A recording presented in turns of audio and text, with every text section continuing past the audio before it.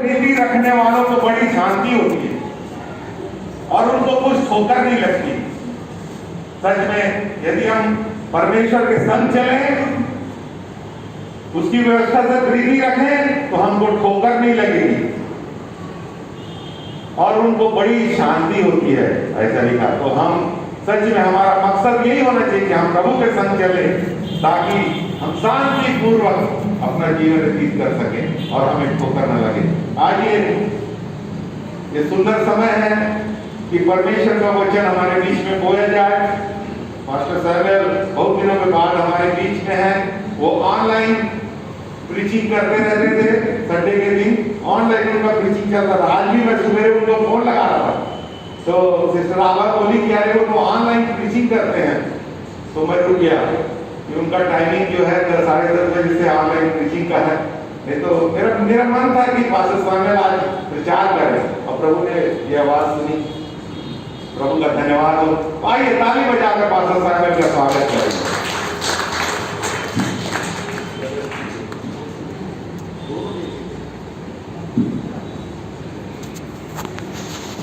Hallelujah. आप सबको जय मसीह की। जय मसीह की। यीशु का धन्यवाद कि वो हमारे बीच में ऐसे बेस्ट टीचर्स को, अच्छे सर्वोत्तम टीचर्स को, शिक्षकों को देता है। मेरे प्रियो, मैं भाई आलोक का जब भजन का वो वचन सुन रहा था, मेरा दिल आनंद से भर गया कि काश आज कई छात्र लोग, छात्राएं लोग गणित में, साइंस में फेल हो जाते हैं, 0 मिलते हैं। अगर भाई आलोक जैसा शिक्षक उनको मिल जाए, कितनी सौभाग्य की बात है। परंतु हम मसीहियों को ये बाइबल की गूढ़ बातें सिखाने के लिए प्रभु यीशु ने भाई को उठाया है, खड़ा किया है और इस्तेमाल किया है। प्रभु कह रहा है, मेरे बेटे, तू अन्य जातियों के लिए ज्योति ठहरा है, उसमें बना है। हालेलुया। तेरे वो परिवार, तेरे बच्चे आशीषित रहेंगे। हालेलुया। उनका भी मैं अभिषेक से, हालेलुया, मस्सा करूंगा, वो भी मेरे वचनों को लेके जाएंगे। हालेलुया। थैंक यू जी, धन्यवाद। मेरे प्रियो, आज हम लोग एक बहुत ही महत्वपूर्ण बात पर ध्यान देंगे। हम सब संकट में, परेशानी में पड़ते हैं। संकट, परेशानी जीवन की जो यात्रा है उसमें हर बार आती रहती है। कुछ दिनों बाद, कुछ हफ्ते बाद, कुछ महीनों बाद, कुछ सालों बाद हम में से हर एक संकट में, परेशानी में पड़ता है। उस समय क्या करें? बहुत ही महत्वपूर्ण विषय है मेरे प्रियो। मैं बाइबल में से कुछ बातें बताऊंगा जिससे वो आशीष पाएंगे कि संकट के समय आपको क्या करना है। देखिए, लिखा हुआ है भजन संहिता 50 और उसका 15वें वचन में। परमेश्वर कह रहे हैं, भजन संहिता 50 और उसका 15वां वचन, वहां लिखा हुआ है, संकट के दिन मुझे पुकार, मैं तुझे बुलाऊंगा। हालेलुया। क्या आज आप संकटपूर्ण परिस्थितियों में है? परमेश्वर आपको निमंत्रण दे रहा है, मेरे बच्चों, मुझे पुकारो, मैं तुम्हें छुड़ाऊंगा। भजन संहिता 91 उसके 15 और 16 वचन में भी ऐसा ही लिखा हुआ है कि संकट के दिन वो हमारा शरण स्थान है। भजन संहिता 46 भजन संहिता 46 पढ़ेंगे, वहां लिखा हुआ है, परमेश्वर हमारा शरण स्थान और बल है, संकट में अति सहज से मिलने वाला सहायक है। संकट के समय हम सब ने देखा है मेरे प्रियो, हमारे रिश्तेदार, हमारे मित्र हमसे मुंह मोड़ लेते हैं, परंतु एक है जो सृष्टि करता है, उसका नाम यीशु मसीह है। वो आमंत्रित कर रहा है, मेरे बच्चों, संकट के समय मुझे पुकारो, मैं तुम्हें उत्तर दूंगा। यिर्मयाह 33:3 में लिखा हुआ है,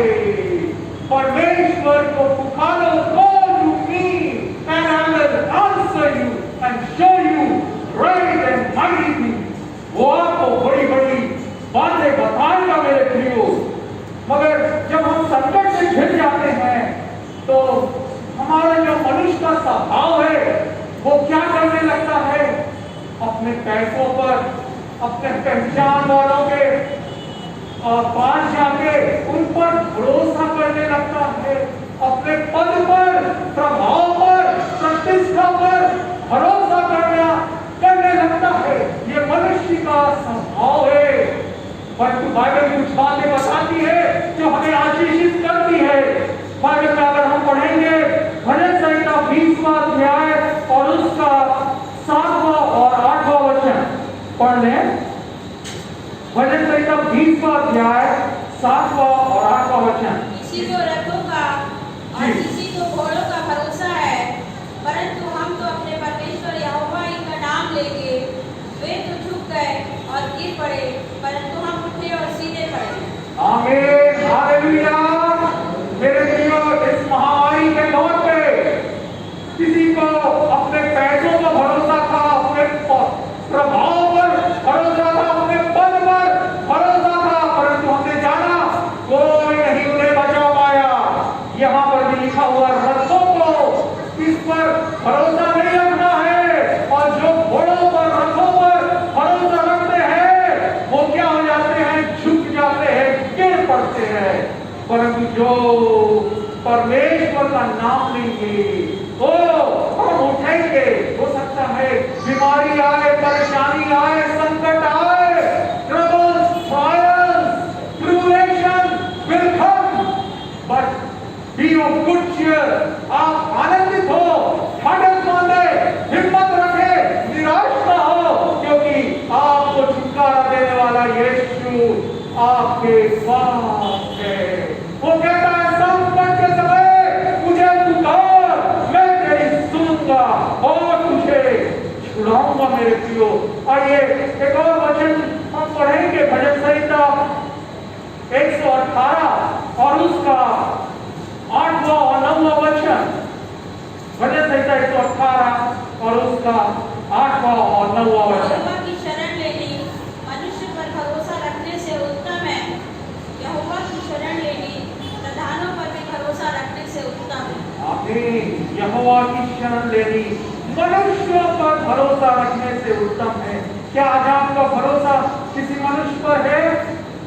ये तो मिट्टी से बना हुआ मनुष्य। और यहोवा की शरण लेनी प्रधानों पर भी हो सकता है। आपकी पहचान बड़े-बड़े पद वालों से, प्रतिष्ठित लोगों से हो, पैसे वालों से हो। आप सोच रहे हो वो हमारी मदद करेंगे, वो हमारी सहायता करेंगे, परंतु नहीं। बाइबल बताती है हमारा परमेश्वर पर भरोसा होना चाहिए। एक और सुंदर वचन पढ़ेंगे। भजन संहिता 146 और उसका 3रा और 4वां वचन। भजन संहिता 146 और उसका 3रा और 4वां वचन। तुम प्रधानों पर भरोसा न रखना, न किसी आदमी पर, क्योंकि उसमें उद्धार करने की भी शक्ति नहीं। उसका भी प्राण निकलेगा, वह भी मिट्टी में मिल जाएगा। उसी दिन उसकी सब कल्पनाएं नष्ट हो जाएंगी। आमीन, हालेलुया।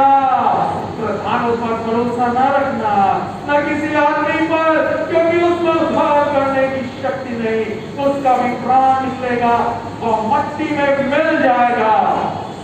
उसी दिन उसकी सब कल्पनाएं नष्ट हो जाएंगी। क्या आज सुबह आपका भरोसा किस पर है? हो सकता है आपने अपने एग्जाम के लिए और परीक्षा दी हो, आपने इंटरव्यू दिया हो अपनी नौकरी के लिए। क्या आप सोच रहे हैं किसी पहचान वाले को, बड़े पद वालों को, प्रतिष्ठित लोगों को मैं पकड़ूं, वो मेरी सहायता कर सकते हैं? आज परमेश्वर ऐसे लोगों से कह रहा है मुझ पर भरोसा रखो। हालेलुया। मेरे प्रियो, मैं आपको एक सच्ची घटना बताना चाहता हूँ। मेरे छोटे मामा जी जब वो पढ़ के निकले तो उन्होंने नौकरी के लिए अप्लाई की कई जगह, और एक जगह यहाँ बीआरपी है, भिलाई फैक्ट्री जो अभी डीएसपी का पार्ट हो गया, वहां पर उन्होंने अप्लाई किया। तो वहां पर एक बड़े मसीही अधिकारी थे। तो मेरी नानी बोली, अरे वो अधिकारी जो है मसीही है, वो तेरी मम्मी को जानते थे तो बोले वो मदद करेंगे, परंतु जब इंटरव्यू का समय आया अचानक से वो विदेश यात्रा पर चले गए। मेरी नानी बड़ी व्याकुल हुई। मेरी मम्मी ने समझाया उनको, अरे बाइबल बताती है मनुष्यों पर विश्वास नहीं रखना, भरोसा नहीं रखना, परमेश्वर पर भरोसा रखो। मेरे प्रियो, वो पहचान का अधिकारी इंटरव्यू के समय नहीं था, परंतु सबसे बड़ा पहचान वाला यीशु नासरी से प्रार्थना करने के बाद उसने अधिकारियों के दिल को बदल दिया। हालेलुया, दया डाल दिया, दया डाल दिया।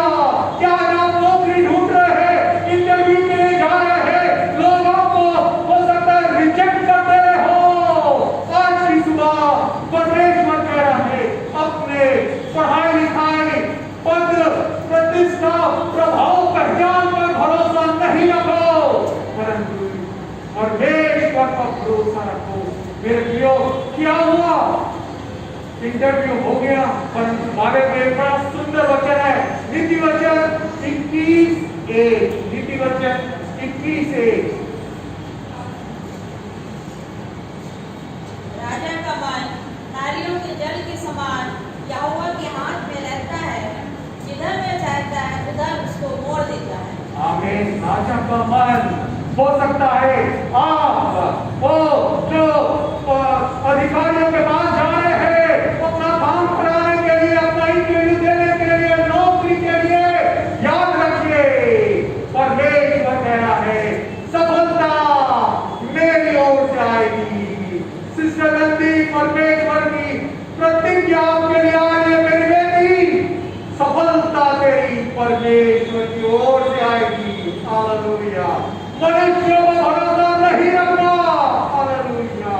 क्योंकि बाइबल बताती है भजन संहिता 34 का 5वां वचन, जिन्होंने परमेश्वर की ओर दृष्टि की उनका मुंह कभी काला नहीं हुआ, शर्मिंदा नहीं होंगे। क्या आज आपकी दृष्टि परमेश्वर की ओर है, यीशु की ओर है? यीशु कौन है? यूहन्ना 8:12 में लिखा हुआ है यीशु मसीह जगत की ज्योति है। Light is the light of the world. जैसे हम ज्योति को देखते हैं, प्रकाश को देखते हैं, हमारा दिल आनंदित हो जाता है, वैसे ही यीशु आपके दिल को आनंदित करेगा। आज की सुबह ये वचन भेज के आपके दिल को आनंदित करने की सामर्थ दे रहा है मेरे प्रियो। और एक और वचन पढ़ेंगे, यिर्मयाह की किताब 17वां अध्याय 5वें से लेके 8वां वचन तक। यिर्मयाह 17:5 से लेके 8 वचन तक आप नोट करते जाइए, बहुत ही सुंदर वचन है ये जी। यहोवा यूं कहता है, श्रापित है वह पुरुष जो मनुष्य पर भरोसा रखता है और उसका सहारा लेता है, जिसका मन यहोवा से भटक जाता है। वह निर्जन देश के अधमरे पेड़ के समान होगा और कभी भलाई न देखेगा। वह निर्जन और निर्जन तथा दोनछाई भूमि पर बसेगा। धन्य है वह पुरुष जो यहोवा पर भरोसा रखता है, जिसने परमेश्वर को अपना आधार माना हो। आमीन। आगे 8वां वचन। वह उस वृक्ष के समान होगा जो नदी के किनारे लगा हो और उसकी जड़ जल के पास फैली हो। जब धूप होगी तब उसको न लगेगी, उसके पत्ते हरे रहेंगे और सूखे वर्ष में भी उनके विषय में कुछ चिंता न होगी, क्योंकि वह तब भी फलता रहेगा। आमीन। देखिए, जो परमेश्वर पर भरोसा रखते हैं उनकी तुलना उस पेड़ के समान, वृक्ष के समान की गई है जो नदी के किनारे लगा हो और जिसकी जड़ जल के पास फैली हो।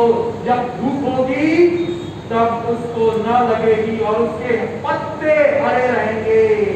मतलब सूखे के समय में भी, गर्मी में भी, ग्रीष्म ऋतु में भी वो हरा भरा रहेगा और सूखे वर्ष में भी उनके विषय में कुछ चिंता नहीं होगी, क्योंकि वह तब भी फलता रहेगा। हालेलुया। आपका भरोसा यदि परमेश्वर पर है, आप आशीषित हालेलुया, हमारे पास श्रापित है वो मनुष्य जो मनुष्यों पर भरोसा रखते हैं। मेरी नानी मनुष्यों पर भरोसा रख रही थी, परंतु वो अधिकारी अचानक विदेश यात्रा में चले गए, परंतु परमेश्वर को पुकारा, यीशु ने उनको सफलता दी, नौकरी दी। हालेलुया। भाई जितेंद्र, आपके लिए भी परमेश्वर ने उपाय दिया है। परमेश्वर कह रहा है, एक वचन आपके लिए दे रहा है, पढ़िए भजन संहिता 75 और उसका 6वां और 7वां वचन। भाई जितेंद्र के लिए यीशु मसीह यह प्रतिज्ञा दे रहा है, क्योंकि बढ़ती न तो पूरब से न पश्चिम से और न जंगल की ओर से आती है, परंतु परमेश्वर ही न्यायी है, वह एक को घटाता और दूसरे को बढ़ाता है। आमीन।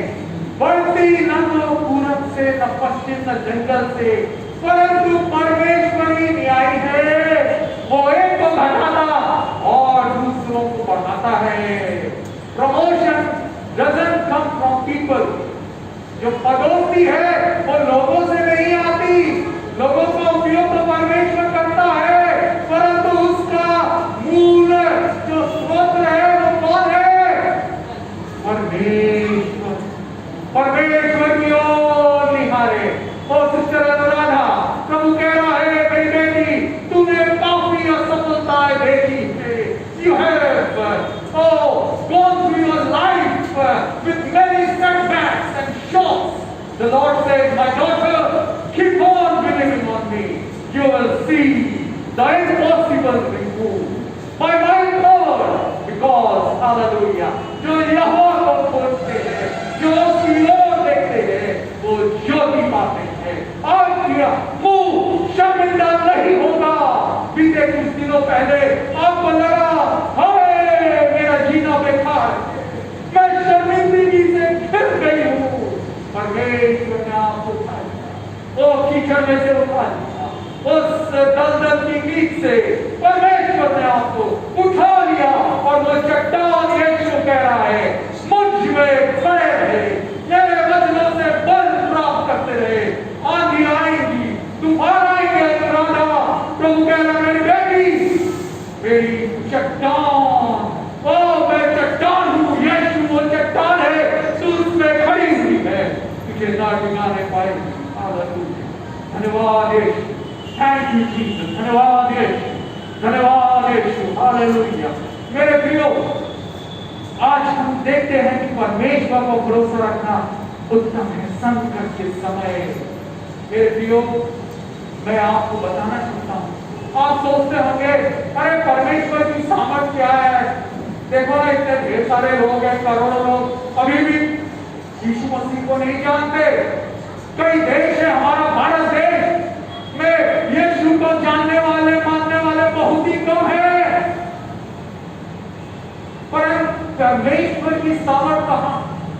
परमेश्वर की वो सामर्थ कहाँ है जो कहता है, किसी को रथ पर भरोसा है, किसी को घोड़ों पर भरोसा है, परंतु हम तो परमेश्वर का नाम लेंगे।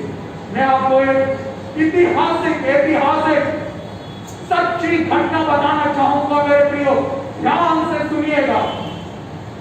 आप सोच रहे होंगे परमेश्वर तो छोटा है, उसकी सामर्थ बहुत कम है। नहीं मेरे प्रियो, परमेश्वर महान है। वो भजन संहिता एक और पढ़ेंगे, 47 और उसका 30वां वचन। भजन संहिता 47 30वां वचन नोट करते जाइए, बड़े सुंदर सुंदर वचन है मेरे प्रियो। वह देश देश के लोगों को हमारे सम्मुख नीचा करता और जाति जाति को हमारे पांव के नीचे कर देता है। आमीन। क्या लिखा हुआ है? वो देश देश के लोगों को हमारे सम्मुख नीचा करता है। आप सोच रहे होंगे, कैसे देश देश के लोग? अरे कितने ढेर सारे दुनिया में देश है। अगर परमेश्वर कह रहा है वो देश देश के लोगों को हमारे सम्मुख नीचा करता है, जाति जाति को हमारे पांव के नीचे कर देता है। मेरे प्रियो, एडी 312 में, एडी मतलब आफ्टर डेथ, जो है बिफोर क्राइस्ट, यीशु मसीह के आने से पहले। एडी मतलब उसका मतलब है अन्ना डोगे, उसका इंग्लिश का वो ट्रांसलेशन है year of the lord, AD, हमारे प्रभु का word year of the lord 312 AD से पहले यीशु मसीह के स्वर्ग में उठाने के बाद कलीसिया स्थापित हुई। उसके बाद कई सताव आए, कई परेशानियां आई। मेरे प्रियो, एक रोमी राजा था नीरो, और वो क्या करता था, मसीही लोगों को पकड़ पकड़ के कैद खाने में डाल देता था, शेरों की मौत में डाल देता था, स्टेडियम में डाल देता था और उनको जला देता था। हजारों लोग, कई सौ मसीही लोग मारे गए, शहीद हो गए। और कलीसिया जो थी, प्रार्थना में हम लोग के पास ये आजादी है कि हम यहाँ आके परमेश्वर की आराधना कर रहे हैं, परंतु इतिहास बताता है उस समय के विश्वासी एक छोटी सी गुफा में, छोटे छोटे कमरे में, तो पत्थरों के बीच कैटाकोम्स था, और वहां जाके वो आराधना करते थे, प्रार्थना करते थे, और निरंतर वो अपने अधिकारियों के लिए प्रार्थना करते थे। मेरे प्रियो, हमारे राजा के लिए प्रार्थना करते थे।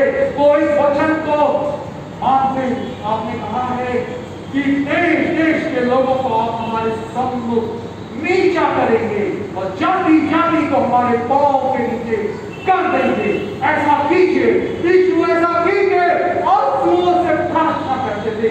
जब मेरे प्रियो हम आंसुओं से प्रार्थना करते हैं, जब आप करते हैं, यीशु का प्यार भरा दयालु हृदय दिल पिघल जाता है, आपके लिए प्यार से भर जाता है और तरस से भर जाता है। वो लोग आंसुओं से प्रार्थना करते, क्योंकि उनके कई बच्चे, उनके पिता माता भाई बहन रिश्तेदार जला दिए गए, मार डाले गए। वो प्रार्थना करते रहे, निरंतर प्रार्थना करते रहे। और ये तो काम में हम पढ़ेंगे, पतरस को मारने के लिए जेल में बंद कर दिया गया, परंतु कलीसिया प्रार्थना कर रही थी और परमेश्वर ने स्वर्गदूत भेज के उस जेल से निकाला पतरस को। तो वैसे ही उस समय के विश्वासी को, जो नीरो राजा था, सताता था, मसीहों को मारता था, जलाता था, शेरों के सामने स्टेडियम में छोड़ देता था, कई सौ हजारों लोग मर गए।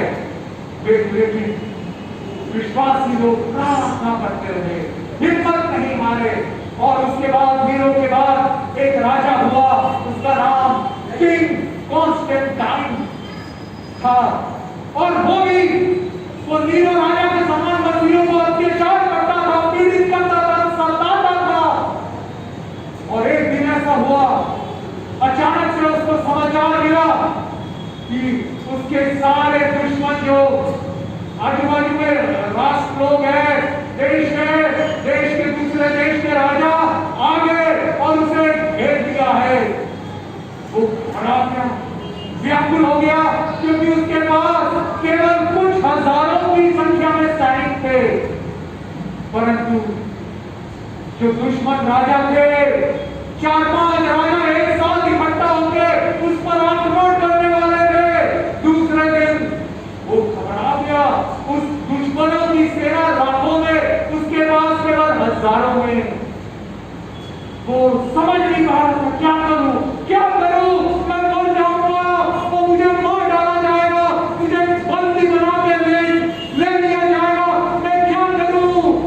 ऐसा करके वो शाम को टहल रहा था खुले मैदान में अपने तंबू के पास, और जब तक रखा, बड़ा व्याकुल, टूटा मन, एकदम डर लग रहा था, व्याकुल हो गए, कौन ही मदद करेगा। और जब वो ऐसा डरा हुआ व्याकुल था, उसने आकाश में, रात का समय था, एक क्रूज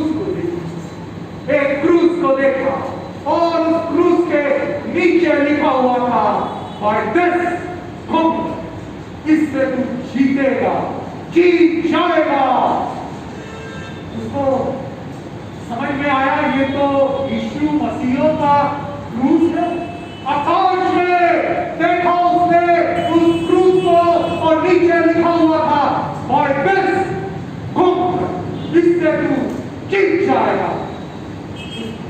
बारे में नहीं जानता था।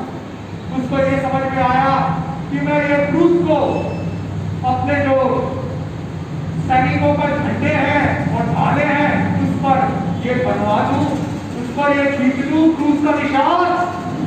और उसने रात वो क्रूस के निशान को अपने झंडों में और सैनिकों के और उनके जो ढाल में बनवा दिया।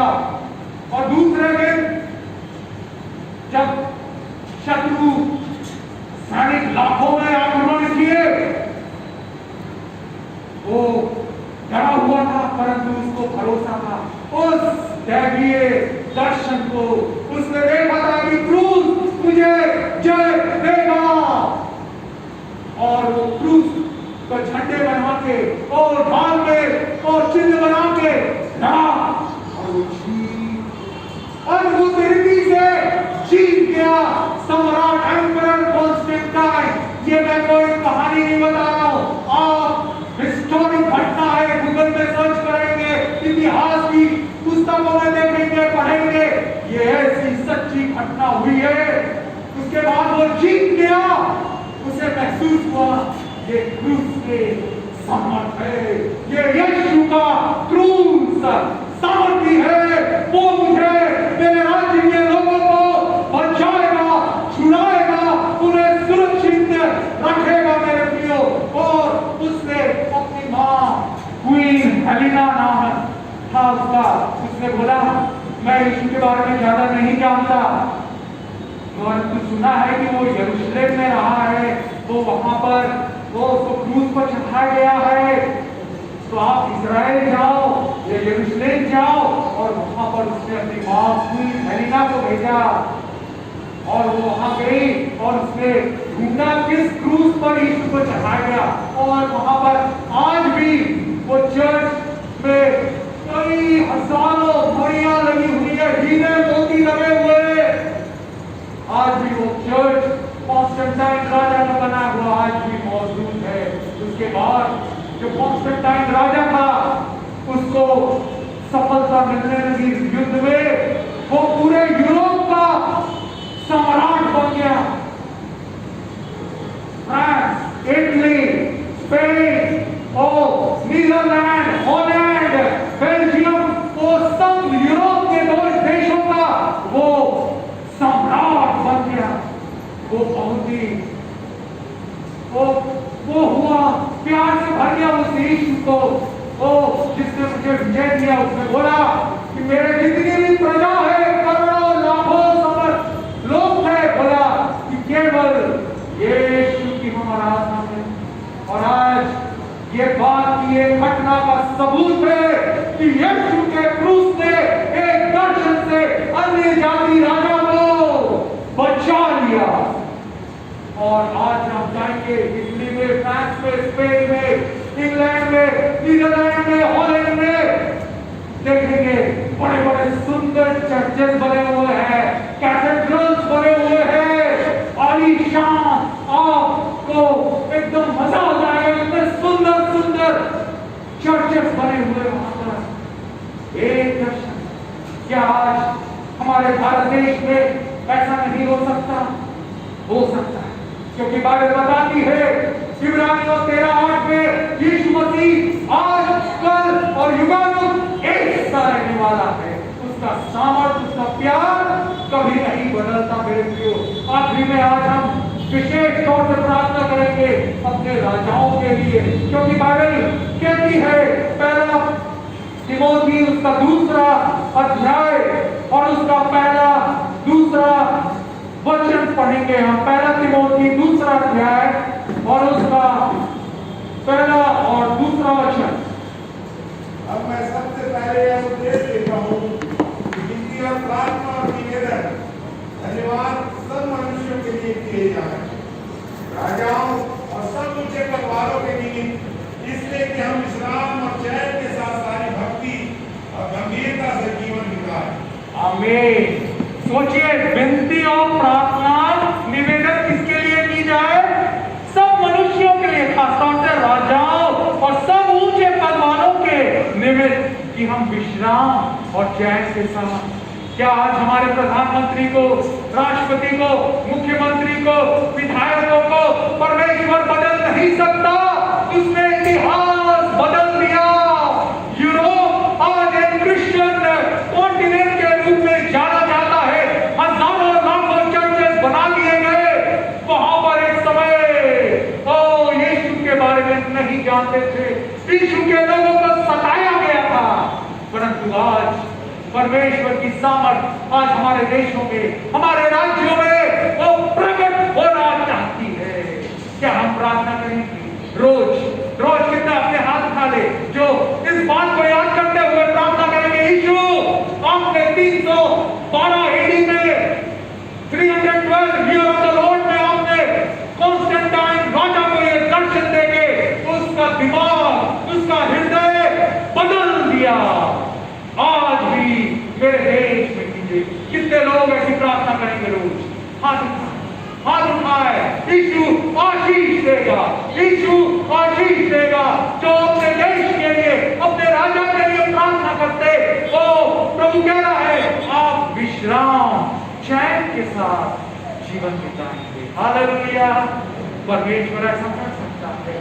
इसलिए पहला कुरिन्थियों पहला अध्याय और उसका 23वें वचन में लिखा हुआ है, पहला कुरिन्थियों पहला अध्याय 23वां वचन, हम क्रूस पर चढ़े हुए यीशु का प्रचार।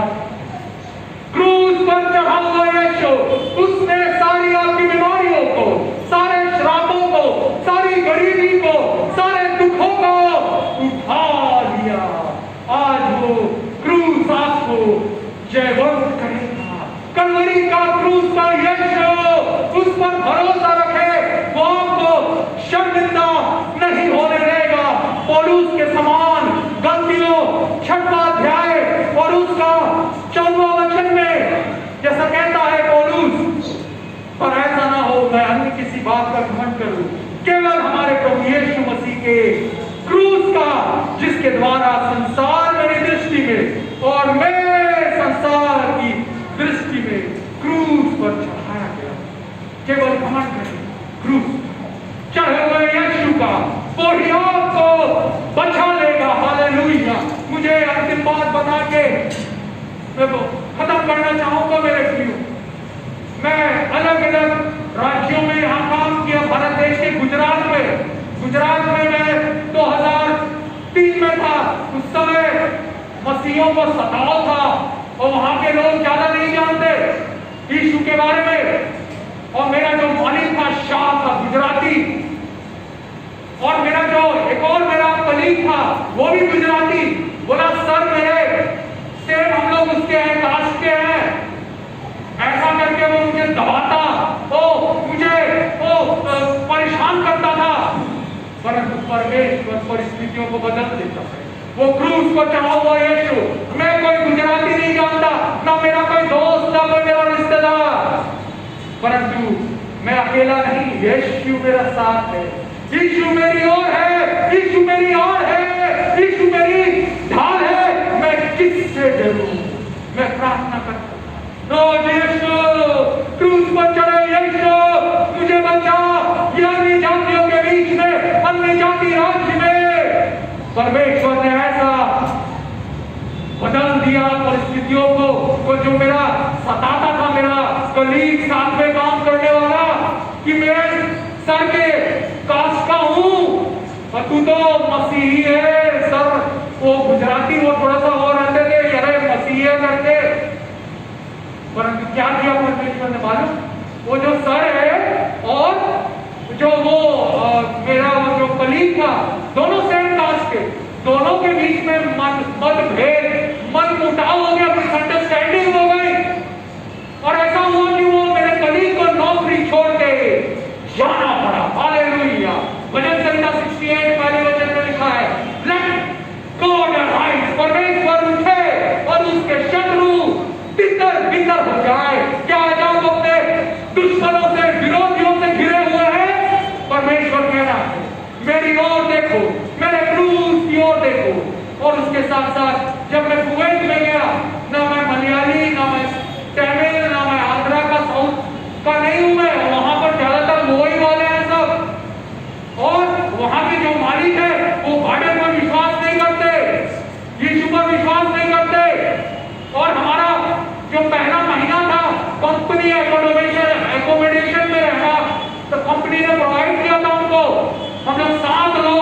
के लिए गए थे, उनमें से मैं अकेला विश्वासी था। बाकी सब वो जो खाड़ी देश के जो उनकी विश्वास के अनुसार वो फॉलो करते थे, बाइबल को वो लोग नहीं मानते थे। तो ऑफिस के बाद जब मैं आता 7 बजे रूम पे, मैं बाइबल पढ़ता, प्रार्थना करता, तो मेरे साथी लोग जो उसके थे कास्ट के, उन्होंने देखा अरे बाइबल पढ़ता, प्रार्थना करता है, वो मुझसे नफरत करने लगे, चिढ़ गए। They started hating me। और मैं तो नहीं जानता, मैं अपना काम ईमानदारी से ऑफिस का काम किया जाए, घर आके आप प्रभु का जितना काम करना करे, क्योंकि बाइबल में क्या लिखा हुआ है, यीशु ने क्या कहा, जो कैसर का है वो कैसर को दो। मेरे प्रियो, मैं ऑफिस में ईमानदारी से काम करता था, और एक दिन मेरा बॉस मुझे बुलाया, उसका नाम फरहान लोहारी है। उसने बोला, वो बड़ा धार्मिक, वो रोज 5 बार प्रार्थना करता, 5 बार प्रार्थना करता, और वो एक दिन काम से बुलाया मुझे, और फिर मेरी ओर देख के बोलने लगा, Samuel you must enjoy the world. Samuel, तुम इस संसार का आनंद लेना चाहिए। समझ नहीं पा रही है क्यों बोल रहा है।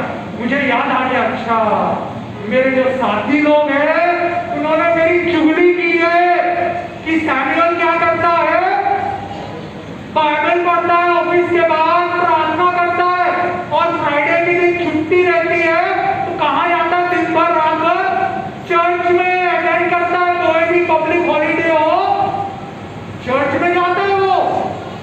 उसने मेरे बॉस को बताया, और उसको कैसा लगाएगा, स्वाभाविक रूप से वो तो चिढ़ जाएगा ना। जो बाइबल को विश्वास नहीं करता, बोलता है बाइबल गलत है, वो लोग नहीं मानते बाइबल को, चिढ़ जाएगा।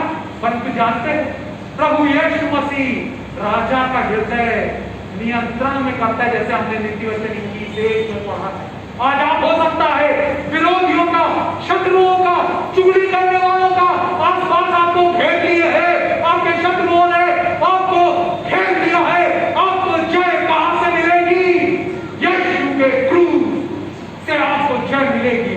मैं यीशु के दुखों को, ओ हालेलुया, ध्यान देना, प्रार्थना करता, यीशु मुझे बचा, मेरा यहां कोई नहीं है, जिनका कोई नहीं रहता उनका यीशु। Praise the Lord. और परमेश्वर ने क्या किया, कुछ ही दिनों में ऐसा बदल दिया कि जो मेरे साथी था वो, उनकी लड़ाई हो गई मेरे बॉस से, और वो कई लोग छोड़ के चले गए, और मेरे को वहां पर प्रमोशन मिला। करीब 20,000 रुपए एक बार मेरे कुवैती हुए बॉस ने दिया। बोला, सैमुअल तुम क्या फीके लाइट कपड़े पहनते हो, शाइनिंग कपड़े पहनो। ऐसा करके 20,000 रुपए उन्होंने अपने पॉकेट से निकाल के दिया। जिन्होंने मेरी चुगली की थी, परमेश्वर ने उन्हीं के सामने मेज बिछाया।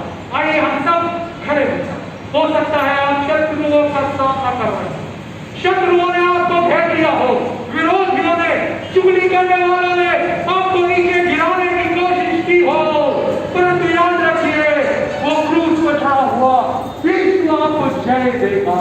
क्या यीशु, आंखें बंद कर रहे, प्रार्थना करेंगे लोग।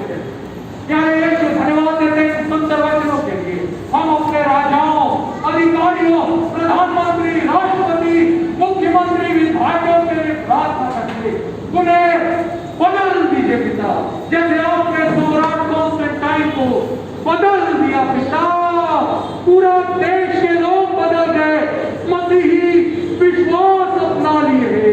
कर लीजिए, कर लीजिए, कर लीजिए। मैं प्रार्थना करता, हर एक भाई, हर एक बहन बीमारी रूपी शत्रु से दुष्ट का सामना कर रहे थे, ओ उनको बार बार मारने का षड्यंत्र कर रहे हैं, ओ बीमारियां, ओ गरीबी, शराब, ओ अनेक प्रकार के बंधन टूट जाए यीशु के क्रूस पर। हालेलुया। जो आपने हमारे रोगों को, बीमारियों को उठा लिया, सारे दर्द यीशु के नाम से गायब हो जाए। हालेलुया। उन कीड़ों के दर्द को याद कीजिए, उन कोड़ों के दर्द को याद कीजिए, उन कांटों के दर्द को यीशु याद करके आज पेन फ्री कर दीजिए, दर्द रहित कर दीजिए। सिर दर्द ठीक हो रहा है, स्पॉन्डिलाइटिस ठीक हो रहा है, गठिया ठीक हो रहा है, मिर्गी का दौरा बंद हो रहा है। यीशु की सामर्थ से चक्कर आना, उल्टियां यीशु के नाम से दूर हो रही है। यीशु छू रहा है। हालेलुया, धन्यवाद। थोड़ी देर बोले धन्यवाद, धन्यवाद, हालेलुया, धन्यवाद, धन्यवाद, धन्यवाद, धन्यवाद।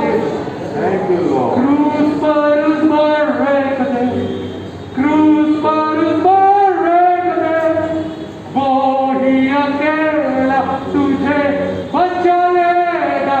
क्रूस पर उस मरे कदे, see the Lamb of God on the cross, see the Lamb of God on the cross. He alone will save you from all sin. See the Lamb of God on the cross. क्रूस पर उस बर्रे पहुंचने से प्यारे यीशु हरेक मेरे प्यारे भाई बहनों को सुरक्षित रखिए। इस महामारी के दौर में, इस आने वाले हफ्ते में नई नौकरियां मिल जाए, जिनकी सैलरी आधी हो गई है, जिनका काम छूट गया है, इसी हफ्ते फोन कॉल आने को आए, उनके मोबाइल में ईमेल, रजिस्टर्ड पोस्ट आने को आए, बुलावा आना पाए। यीशु के नाम से क्रूस पर चढ़े यीशु, उन पर दया कीजिए, उन्हें संभाल के सुरक्षित रखिए। ये प्रार्थना को यीशु के सामर्थी अद्भुत चमत्कारी चंगाई भरे नाम में मांगते हैं। आमीन। धन्यवाद।